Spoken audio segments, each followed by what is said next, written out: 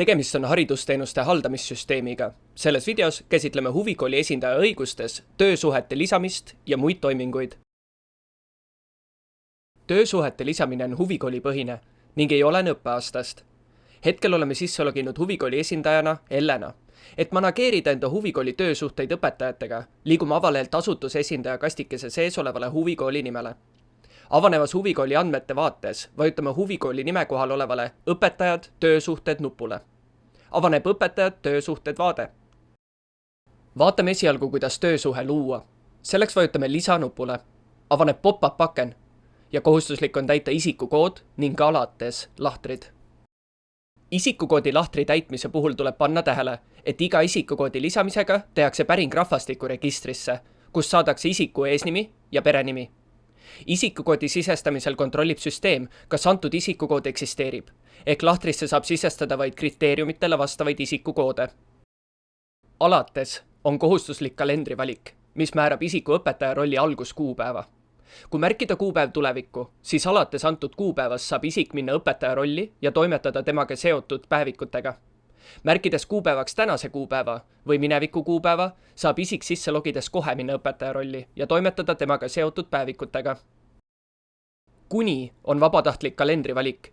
See määrab, mis ajani saab isik olla õpetaja rollis ja toimetada päevikutega.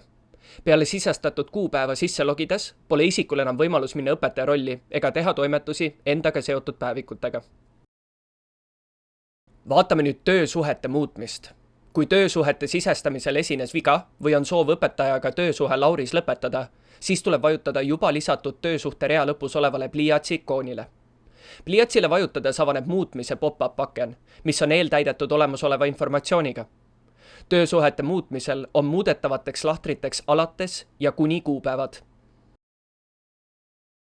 Kui töösuhe on vaja mingil põhjusel kustutada, kui näiteks sai sisestatud vale isikukood, siis saab seda teha vajutades sisestatud töösuhte rea lõpus olevale prügikasti ikoonile. Ikoonile vajutades küsib süsteem üle, kas kasutaja on kindel, et soovib lisatud töösuhte kustutada. Mainin, et töösuhteid kustutada vaid juhul, kui sai sisestatud vale isik või isik ikkagi tööle ei asu.